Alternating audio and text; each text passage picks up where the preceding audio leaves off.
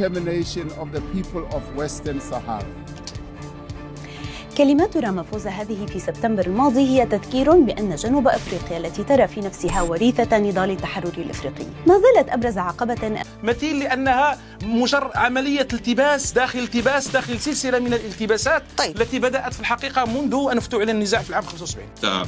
مشتركة بينه وبين كينيا وكذلك أثيوبيا حتى يحيدها على الأقل في قضية الاعتراف بالبوليساريو. فأعتقد أن الجهود الدبلوماسية داخل أروقة الاتحاد الإفريقي للمغرب هي كبيرة جدا. استفتاء، لا يوجد أي واقعة، لا توجد لها محكمة دستورية للرقابة على دستورية القوانين، لا يوجد فيها أحزاب، لا يوجد فيها هذه الجمهورية يعني توجد في أوهام من يتحدثون عنها في بعض وسائل الإعلام الجزائرية وعند بوليزاريو في جنوب إفريقيا يناقش بمفردات علم القانون، لا يناقش فقط بالخلفيات والأهواء والأمزجة الأيديولوجية وما إلى ذلك. ذكرت زوما بهذه التصريحات وإن التزم بها ومضى قدما ربما يحدث تغيير، لكن السؤال الذي يطرح نفسه هل بمثل هذه المواقف التي يتبناها جاكوب زوما سيجد التأييد من قبل الناخبين في إفريقيا؟ كل ما كان شمال إفريقيا خاليا من المشاكل ومتكتلا ومنسجما هذا سيجعل نفوذها الجغرافي والجيوسياسي صفر. ما ينبغي أن يكون عليه الحال، بحيث أنه لا ينبغي على الدول أو المنظمات الدولية لا تتناقض مع ميثاق الأمم المتحدة. ينبغي أن نعلم أن الاتحاد الإفريقي وغيره هي منظمات إقليمية تعمل في إطار الفصل الثامن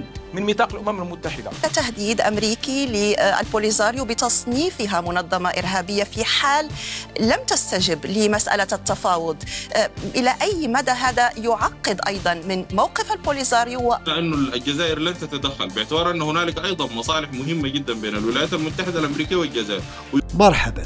موقف الاتحاد الإفريقي من القرار الأممي الأخير بشأن الصحراء المغربية اتسم بالحذر، لكنه يعكس إدراكا متزايدا لواقعية المقاربة المغربية. فمعظم الدول الإفريقية باتت تميل إلى دعم مبادرة الحكم الذاتي باعتبارها حلا عمليا يضمن الاستقرار الإقليمي وكيعزز التنمية المشتركة. الاتحاد الذي كان في السابق ساحة لتجاذبات حادة حول القضية أصبح اليوم أكثر انسجاما مع توجهات الأمم المتحدة، اللي كتعتبر أن الحل يجب أن يكون سياسيا وواقعيا في إطار سيادة المغرب ووحدة أراضيه. هذا التحول التدريجي يبرز تغير ميزان المواقف داخل القارة، حيث باتت الأصوات المؤيدة للمغرب هي الأغلب في وقت تتراجع فيه عزلة البوليزاريو يوما بعد يوم. أجي نشوفوا هذا الفيديو ونعلقوا عليه جميعا.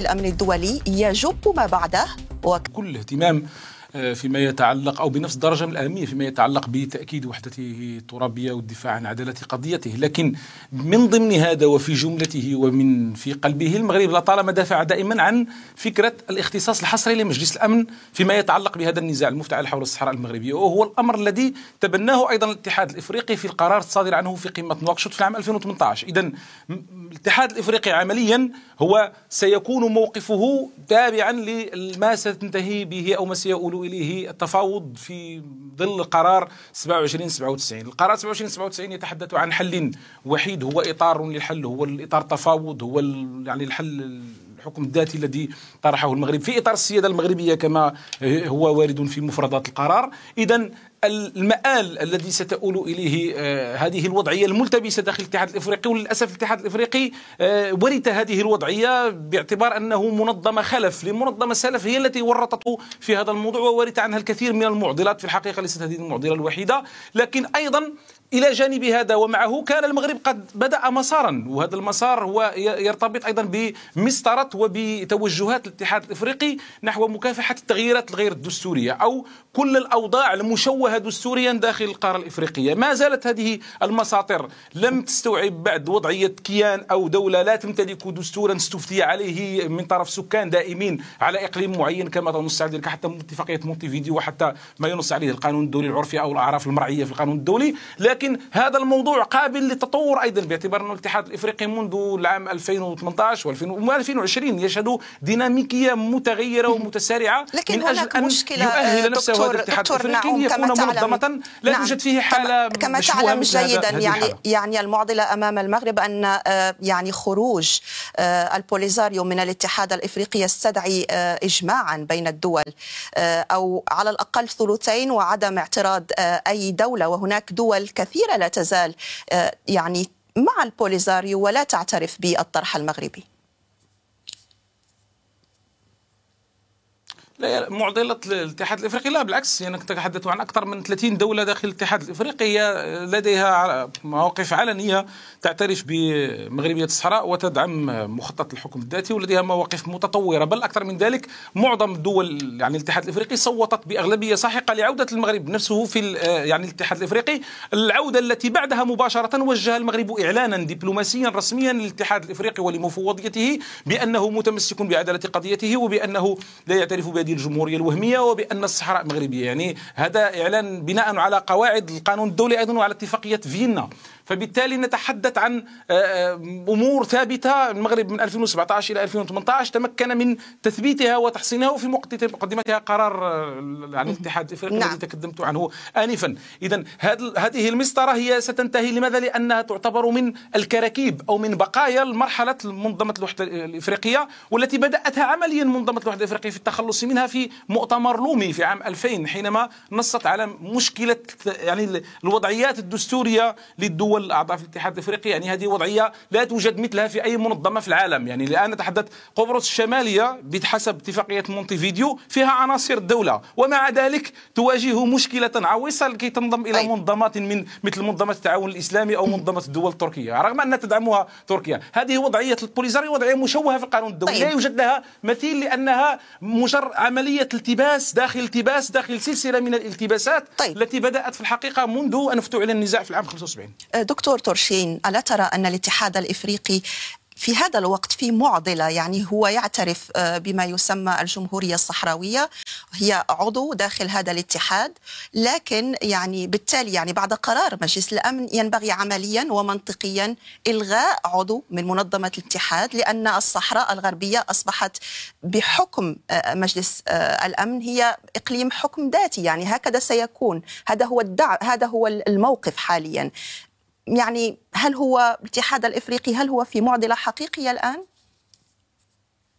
أنا لا أعتقد إطلاقا بأن الاتحاد الإفريقي هو في معضلة متمثلة في التباس أو في تباين في موقف مرتبط بالقانون الدولي إطلاقا، وإنما قرار مجلس الأمن هو واضح. حتى نكون أكثر دقة، القرار لم يقول بأن مسألة الحكم الذاتي هي الخيار الوحيد، وإنما قال الخيار الأمثل أو الأكثر اتساقا مع المعطيات الحالية. هذا يعني بأن الخيارات الأخرى ما زالت حاضرة، كحق تقرير المصير أو حتى حق البقاء في ضمن الدولة المغربية. فبالتالي أنا لا أعتقد الاتحاد الإفريقي سيمضي قدما بإلغاء عضوية الجمهورية العربية الصحراوية من عضوية الاتحاد الإفريقي أو ما إلى ذلك، لكن أعتقد بأن الاتحاد الإفريقي سيمضي قدما في مسألة كيفية أن يتم تنفيذ وإنزال قرار مجلس الأمن الدولي على أرض الواقع، لا سيما أنه من المتوقع أن المبعوث ديمستورا سيقوم بإجراء زيارات مهمة جدا للدول المؤثرة، بدءا من الجزائر مرورا بالمغرب وموريتانيا، وكذلك التقاء جبهة البوليساريو. ومن خلالها أنا في تقدير التصور الذي سيخرج به المبعوث الأممي يمكن أن يسهم الاتحاد الإفريقي في تقريب وجهة النظر في الشروع في مباحثات مباشرة، باعتبار أن إذا تمسكت جبهة البوليساريو بموقفها الرافض بالدخول في أي مباحثات مع الحكومة المغربية، ذلك يعني بأن قرار مجلس الأمن لم يمضي قدما ولن يكون له هنالك أي تداعيات على أرض الواقع. ونحن نعلم تماما بأن في الاتحاد الأفريقي ما زالت هنالك دول قوية لديها نفوذ ودول وازنة داخل الاتحاد الأفريقي تدعم البوليساريو. نحن نتحدث عن الجزائر، نتحدث عن جنوب أفريقيا، نتحدث عن نيجيريا، نتحدث عن تنزانيا، نتحدث عن دول أيضا ككينيا من قبل، بالإضافة إلى أثيوبيا، بالرغم من أن المغرب مؤخرا حاول أن يعقد اتفاقيات وكذلك صفقات مشتركة بينه وبين كينيا وكذلك أثيوبيا حتى يحيدها على الأقل في قضية الاعتراف بالبوليساريو. فأعتقد أن الجهود الدبلوماسية داخل أروقة الاتحاد الإفريقي للمغرب هي كبيرة جدا، لكن حتى الآن أنا لا أعتقد بأنها من السهولة مما كان ستقوم بمنظمة الاتحاد الإفريقي بشكل أو بآخر بإلغاء عضوية الجمهورية العربية الصحراوية لهذه التعقيدات، باعتبار أننا نعلم أن الاتحاد الإفريقي يخضع في داخله لكثير من التحالفات وفي كثير من التعاون بين بعض الدول الحليفة لبعض، ورأينا ذلك من خلال الانتخابات الأخيرة التي كانت المنافسة بين المغرب وكذلك الجزائر أشدها في قضية حصول من يكون نائب لرئيس مجلس السلم والأمن الأفريقي الذي فازت به ممثلة الجزائر. فأعتقد أن مثل هذه التعقيدات المتواجدة ستكون حاضرة أيضا في قضية إلغاء عضوية الجمهورية العربية الصحراوية في الاتحاد الإفريقي. دكتور نعوم، هل تنظر إلى المسألة من باب التعقيدات أيضا؟ المسألة معقدة بالنسبة للدبلوماسية المغربية، وهل يمكن القول إن الآلية التي اتبعتها الدبلوماسية المغربية مع الدول الغربية بإقناع كل دولة على حدة ربما لن تكون ناجحة مع الدول الإفريقية؟ هذه الآلية هي الآلية التي جاءت بقرار 27/97، يعني هي الآلية الأطر الثنائية والعمل مع الدول بشكل ثنائي، وهذه الآلية هي الوحدة الأساسية في النظام القانوني الدولي أساسا. يعني القانون الدولي، المؤسسات الدولية، المنظمات الدولية هي حصيلة العلاقات بين الدول في الأطر الثنائية تترجم في الأطر الجماعية. الحديث عن أن الوضع وضع يعني كما يقول الضيف الكريم أن وضع يعني الاتحاد الإفريقي غير معقد، لا، وضعه معقد ومحرج جدا ومخزي في هذا الموضوع، وينبغي أن يتخلص منه وسيتخلص منه، لأنه قلت هذه من البقايا. أن تنضم يعني جمهورية لا يوجد لديها تراب ولا يوجد لديها سكان ولا تمارس سلطة فعلية على تراب معين ولم تقم باستفتاء على دستورها، يعني دستورها عبارة عن خربشات مكتوبة في موقع إلكتروني لم يجري عليه أي استفتاء، لا يوجد أي واقعة، لا توجد لديها محكمة دستورية للرقابة على دستورية القوانين، لا يوجد فيها أحزاب، لا يوجد فيها. هذه الجمهورية يعني توجد في أوهام من يتحدثون عنها في بعض وسائل الإعلام الجزائرية وعند بوليزاريو في جنوب إفريقيا وعند زيمبابوي، يعني هي 3 دول، يعني لا يمكن أن توازي بين نيجيريا التي أصبح موقفها أقرب إلى حياد إيجابي توازيها مع جنوب إفريقيا التي تمعن في العداء للوحدة الترابية المغربية، أو الجزائر التي تعتبر هذا مشروعها. إذن هذه الدول التي تتحدث عنها أخي العزيز هي لا علاقة لها ببعضها البعض، كل دولة موقفها مختلف، ثم هناك بعض الدول ورثت مواقفا معينة وورثت معها علاقات مع الجزائر وتفضل أن تبقى في حالة حياد إيجابي. إضافة إلى هذا، حينما نتحدث عن الوضع الآن المتعلق بهذا القرار الجديد الذي تقول أنه هذه دعاية تتبناها الآن الدعاية الجزائرية بعد كلمة مسعد بولس، لأنه الموقف الأول الذي أعلنه عمار بن جامع هو رفض القرار، ولو كان القرار فيه ما تقول أو فيه بدائل أخرى أو فيه هذا الكلام العائم لكانت الجزائر صوتت لصالحه ولكانت معه ولكانت دعمته، ولما خرج عمار بن جامع يقول هذا القرار مرفوض وتراجع وكل الكلام البكائيات التي سمعناها. إذن المسألة برمتها هي الآن هناك سقوط مدوي للدعاية الانفصالية، الحكم الذاتي تحت السيادة المغربية المفردة واردة هكذا في حيثيات القرار التي يبنى عليها نص القرار، ومعروف جيدا يعني من يعرف القانون الدولي ومن يعرف علم القانون عموما يعرف أهمية الحيثيات في صياغة نص القرار أو في التأثير على نص القرار أو على منطوق القرار أو منطق الحكم يعني بشكل عام بلغة القانون. إذن هذا نقاش في القانون في علم القانون وتحديدا في القانون الدولي ينبغي أن يناقش بمفردات علم القانون، لا يناقش فقط بالخلفيات والأهواء والأمزجة الأيديولوجية وما إلى ذلك. ذكرتما ضيفي الكريمين، ذكرتما جنوب أفريقيا، يعني ربما تشكل العقبة الأكبر. معضلة المغرب تكمن في ضرورة حصوله على إجماع الدول داخل الاتحاد الأفريقي، من هنا تبرز دول قوية ومؤثرة في القارة. هناك كما قلنا جنوب أفريقيا نموذجا، الزميلة ماريا شحادة بحثت في الموضوع. We have a responsibility as the member states of the United Nations to reaffirm the right also of self-determination of the people of Western Sahara. كلمات رامافوزا هذه في سبتمبر الماضي هي تذكير بأن جنوب أفريقيا التي ترى في نفسها وريثة نضال التحرر الإفريقي ما زالت أبرز عقبة أمام استراتيجية المغرب داخل الاتحاد الإفريقي لعزل جبهة البوليساريو. فطرد أي عضو من الاتحاد الإفريقي مسألة شديدة التعقيد، لأن النظام الأساسي يشترط الإجماع أو أغلبية الثلثين دون اعتراض أي كتلة موازنة. هذا التعقيد تحول إلى فيتو غير معلن تستخدمه جنوب أفريقيا والجزائر لحماية عضوية البوليساريو داخل الاتحاد، ما يجعل من الصعب عمليا المساس بها منذ عودة المغرب إلى الاتحاد الإفريقي عام 2017 بعد انسحابه سنة 84 احتجاجا على قبول عضوية البوليساريو أو الجمهورية الصحراوية. يحاول بخطوات تدريجية عزل البوليساريو داخل الاتحاد أو على الأقل تحييد وجودها السياسي والمؤسساتي. خلال السنوات الماضية اقترح بشكل غير رسمي في قمم مغلقة إعادة تعريف صفة العضوية في الاتحاد بما يتناسب مع الاعتراف الأممي، أي أن الكيانات غير المعترف بها من الأمم المتحدة لا يحق لها العضوية الكاملة. في المقابل جنوب أفريقيا قادت حملة مضادة لتثبيت وضع الجمهورية الصحراوية كعضو مؤسس، معتبرة أن محاولة تغيير ذلك تهديد لوحدة الاتحاد نفسه.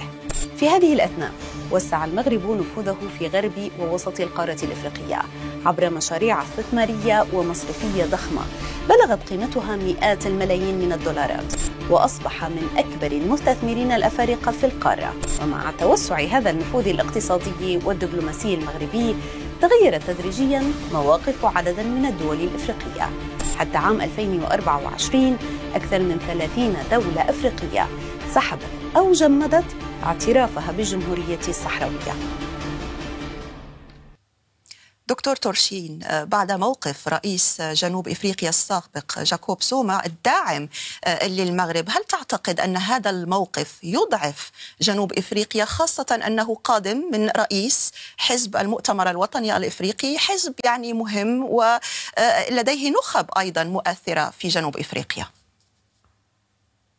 وينبغي التأكيد على شيء معين، بأن جنوب أفريقيا دائما هي ما تتبنى كل الأبعاد التحررية للشعوب الأفريقية، وهي تنظر لقضية الصحراء الغربية بأنها قضية تصفية استعمار.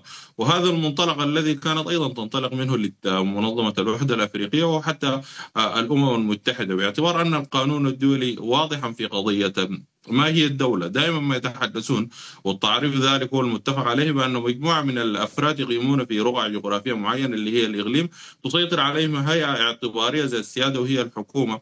وبالتالي دائما ما يتحدثون أن مسألة السيادة في ذات السياق الدول الأفريقية تعترف بهذه السيادة، الأمر الذي منح البوليساريو عضوية الاتحاد الإفريقي. فبالتالي الآن أنا أعتقد أن الخطوة المغربية الخاصة بضرورة أن تعقد تحالفات مع بعض القوى السياسية الراجحة، ورأينا الزيارة التي قام بها جاكوب زوما إلى الرباط، وكذلك عقده عدد من اللقاءات والمؤتمرات الصحفية وما إلى ذلك، هي خطوة ذات تأثير مهم جدا، لا سيما أن جاكوب زوما الآن أصبح يعني هنالك عدد كبير جدا من الناخبين يصوتون له، أصبح له حضور داخل البرلمان الجنوب أفريقي، باعتبار أن جنوب أفريقيا هي نظام حكمي برلماني. فبالتالي أنا أعتقد إذا جاكوب زوما يستطيع أنه يحصل على عدد من الأصوات، سواء كان حصل على الأغلبية أو حتى على المركز الثاني أو الثالث، سيكون لهذا الموقف بلا شك تأثير كبير جدا على موقف جنوب أفريقيا في هذه القضية، لا سيما أن جاكوب زوما بهذه التصريحات وإن التزم بها ومضى قدما ربما يحدث تغيير. لكن السؤال الذي يطرح نفسه، هل بمثل هذه المواقف التي يتبناها جاكوب زوما سيجد التأييد من قبل الناخبين في جنوب أفريقيا؟ لا أعتقد ذلك، باعتبار أن الشعب الجنوب أفريقي هو حساس جدا في القضايا المرتبطة بقضايا التحرر وقضايا الاضطهاد وما إلى ذلك. لذا أعتقد على المدى القريب لا يمكن أن يحدث تأثير كبير، لكن على المدى البعيد في ظل ارتفاع وتسيرة وتسارع وتيرة اعتراف بعض الدول بحقيقة أن تبني الموقف المغربي بأن يكون هنالك حكم ذاتي للصحراء الغربية ربما يحدث تغيير على المدى البعيد، لا سيما بأن هنالك أطراف ربما تتحالف معه من أجل الفوز أي تشكيلة حكومية مقبلة في جنوب أفريقيا. لكن إن حدث ذلك أنا في تقديري سيكون هنالك تحول كبير جدا لصالح المغرب، إن لم أيضا البعض الدول الأخرى كالجزائر أيضا تستخدم بعض الأدوات والوسائل التي تمتلكها لإعاقة أي تطور في هذا المسار. وفيما يتعلق بما في النص الذي أقره مجلس الأمن الدولي، أنا أدعو الزميل الكريم للاطلاع على النص واضح، لم يقل هو الخيار الوحيد، وإنما قال هو الخيار الأكثر اتساقا أو الأكثر قبولا. هذه مسائل ينبغي أن تكون واضحة. أنا لا أحابي موقف الجزائر أو غيرها، أنا شخص باحث. يبدو أن هناك مشكلة في الصوت لدى دكتور تورشين. دكتور نعوم. لا أسمع. دكتور نعوم، تسمعني؟ اسمعك. نعم، يعني الحديث عن جنوب إفريقيا، سؤالي كيف للمغرب الذي أقنع دولا من حجم فرنسا، إسبانيا، بريطانيا، الولايات المتحدة، ويواجه معضلة إقناع جنوب إفريقيا؟ لا، هي جنوب إفريقيا لابد من أن نميز أن موقفها هو ليس موقفا تقليديا. موقف جنوب إفريقيا هو موقف طارئ ظهر منذ العام 2004 عقب استقالة جيمس بيكر. يعني هو موقفها أساسا مرتبط بفترة معينة كانت على خط التفاعل مع الجزائر. إذن المشكل كان هو دائما في الطريقة التي تروج بها الجزائر لموقفها المعادي للوحدة الترابية. ليس المشكل دكتور نعوم عندما كانت هناك منافسة مغربية جنوب أفريقيا على استضافة كأس العالم، ربما جذور كروي لهذا الخلاف؟ صحيح.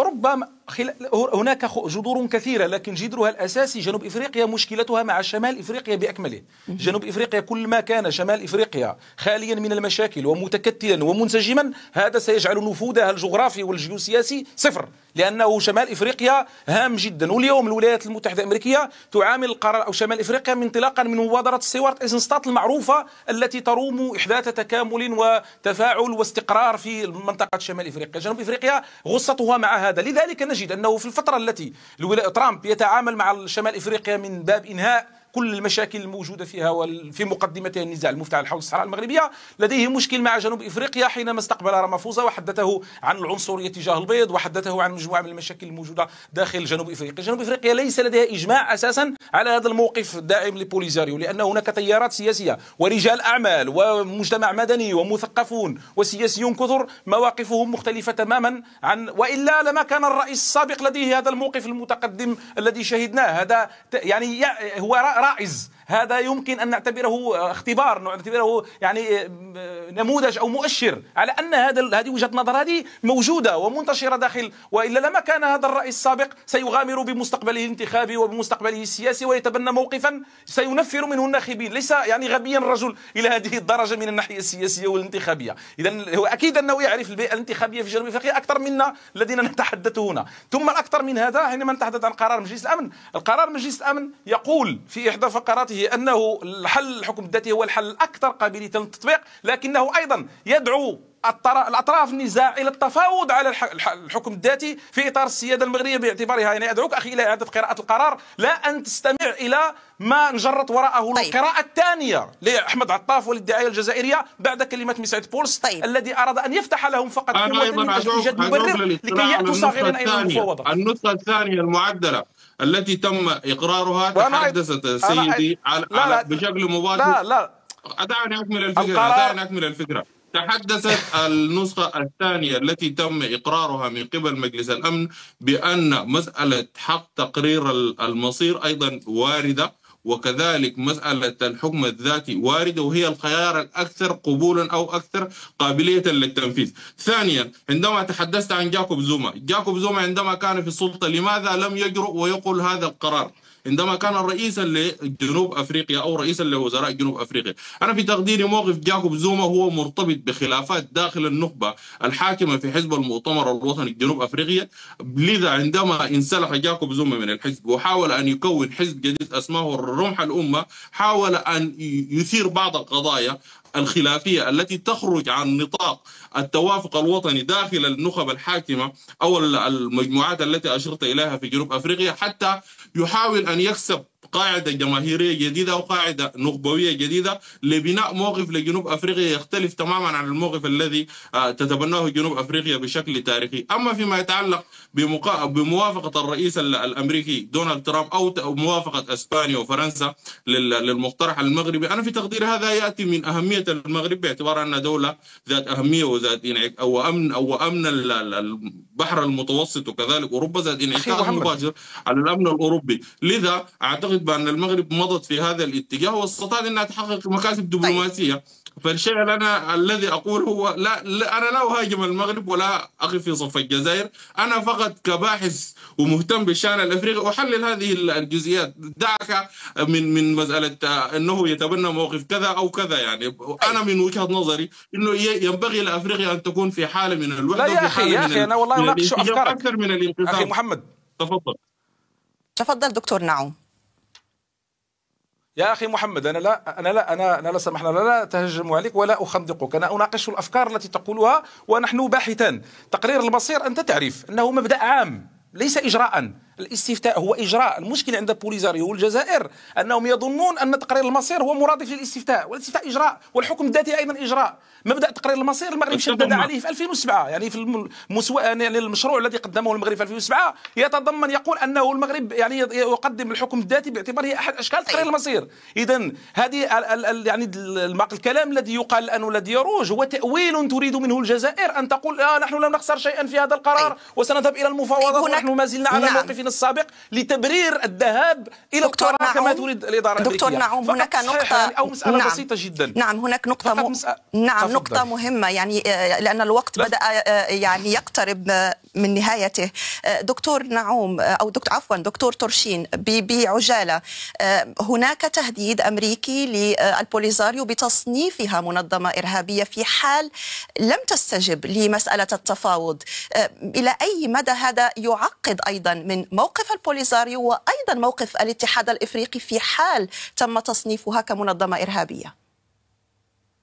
وفعليا البوليساريو خسرت الكثير من الاوراق التي كانت تعتمد عليها، لا سيما الاوروبيين. موقف دوله وازنه كفرنسا بالاضافه الى موقف اسبانيا، الان تكاد اوروبا هي مجمعه على المقترح المغربي. انا في تقديري ان وافقت البوليساريو على مساله التفاوض ربما إن ليس راغبه فيما يتعلق بالتوصل الى تفاهمات، بلا شك ستطرح بعض المسائل ذات التعقيدات وذات الخلافات الكبيره التي ستسهم بشكل أو بآخر في إعاقة التفاوض بشكل أو بآخر. لكن في تقديري إذا كانت البوليساريو أيضا هي لديها رغبة في هذا الأمر، يمكن أن تتم مناقشة هذه القضايا بشكل موسع في داخل أروقة الاتحاد الإفريقي، باعتبار أن الاتحاد الإفريقي يمكن أن يكون حاضرا من خلال بعض اللجان أو في إطار مبادرات يتم طرحها فيما بعد، باعتبار أن هذه القضية ستناقش في أروقة مجلس السلم والأمن للاتحاد الإفريقي. وبالتالي في كل الأحوال أنا أعتقد أن للبوليساريو الآن التفاوض بشكل جاد، ويمكن أن تكسب الكثير من النقاط من خلال التفاوض. هي رفضت. أنا بتقديري ستواجه بكثير من التحديات. دونالد ترامب بلا شك يسعى بشكل أو بآخر لتصفير عداد الصراعات بشكل عام في العالم، وقضية البوليساريو هي من أقدم القضايا في أفريقيا بشكل عام وفي العالم. لذا أعتقد سيفرض عقوبات بشكل أو بآخر. هذا إذا استثنينا أن الجزائر لن تتدخل، باعتبار أن هنالك أيضا مصالح مهمة جدا بين الولايات المتحدة الأمريكية والجزائر، ويمكن للجزائر أن تلعب في هذه النقطة بشكل جاد، وحتى يمكن أن تناور بشكل أكبر من ذلك مع الولايات المتحدة في قضية علاقتها مع روسيا. كل هذه القضايا أنا في تقديري ستنعكس بشكل مباشر على مسار العملية التفاوضية بين الحكومة المغربية والبوليساريو. دكتور نعوم، الآن ما هي أبرز معالم السياسة الدبلوماسية المغربية في الاتحاد الأفريقي؟ الأوراق بيد المغرب. المغرب يعمل مع الاتحاد الافريقي من اجل اولا تطوير الاليات المنظمه الافريقيه. اليات المنظمه الافريقيه ينبغي ان تتطور، والياتها لمكافحه التغييرات والاوضاع غير الدستوريه. يعني النقاش المستقبلي سيكون حول هذا، ملائمه يعني اي دوله تعتبر نفسها عضوا في الاتحاد الافريقي ينبغي ان تلائم وضعياتها الدستوريه مع يعني قوانين الاتحاد الافريقي ومع القانون الدولي ومع ايضا ما ينبغي ان يكون عليه الحال، بحيث انه لا ينبغي للدول او للمنظمات الدوليه لا تتناقض مع ميثاق الأمم المتحدة. ينبغي أن نعلم أن الاتحاد الإفريقي وغيره هي منظمة إقليمية تعمل في إطار الفصل 8 من ميثاق الأمم المتحدة. لا ينبغي لهذه الدول أو لهذه المنظمات أن تخالف روح القانون الدولي التي تنص عليها الجماعة الدولية أو تتبناها الجماعة الدولية التي يمثلها حصرا الأمم المتحدة، لا يمثلها أحد غير الأمم المتحدة، بما في ذلك الاعتراف، بما في ذلك العضوية الدول، بما في ذلك نشوء الدول، ويعني وأشياء كثيرة وتعقيدات كثيرة. إذن المستقبل هو هذا، لكن المغرب الآن هو يركز على لب الموضوع. الاختصاص الحصري لمجلس الأمن وصل إلى مداه، إلى نهاية الفصل السادس. الآن ما بعد الفصل السادس يوجد من أراد أن يخاطبه الفصل السابع فله ذلك، لا بوليزاريو ولا الجزائر ولا غيرهم، يعني فليشتبكوا مع الفصل السابع. لكن الفصل السادس انتهى ونهايته المفاوضات على الحكم الذاتي، باعتباره هو الإطار إطار تفاوض، وذلك في إطار السيادة المغربية. وليقدموا بحوزتهم. ديميستورا قبل يومين قال أنه